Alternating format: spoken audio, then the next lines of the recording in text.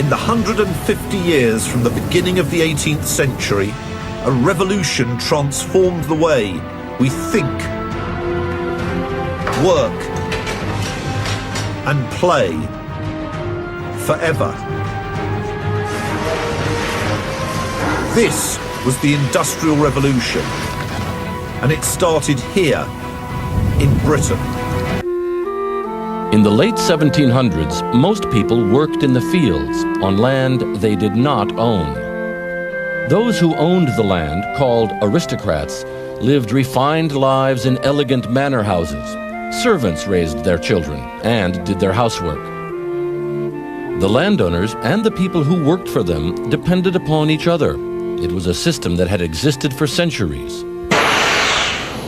In towns across England and the United States, a series of extraordinary innovations would alter the way people lived and worked for the next 150 years. Inventors had found new ways to harness nature's energy. They built new kinds of machines, powered by water, steam, and coal. The new machines replaced hand-powered tools. They did the same work, only cheaper and faster. Much of the work was done outside the home, in specially designed buildings, the first factories. Mechanization began in the textile mills of England, where one machine attached to a spinning wheel could do the work of 50 people.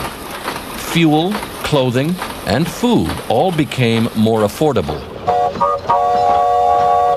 With the development of locomotives and steamboats, manufactured goods could now be sold halfway around the world.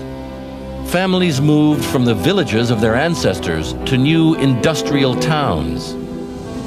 And a new class of people emerged, workers who produced goods.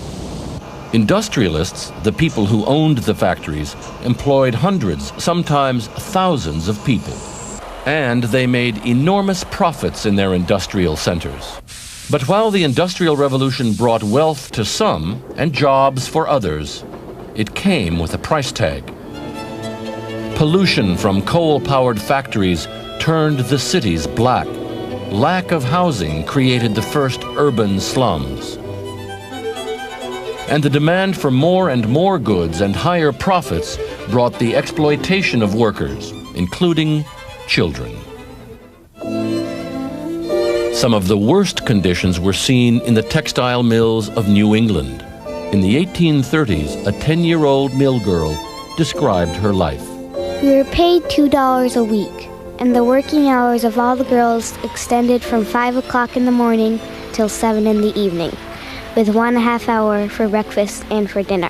It was the hiring of children, some as young as 5 years old, throughout the 1800s and early 1900s, that outraged the public.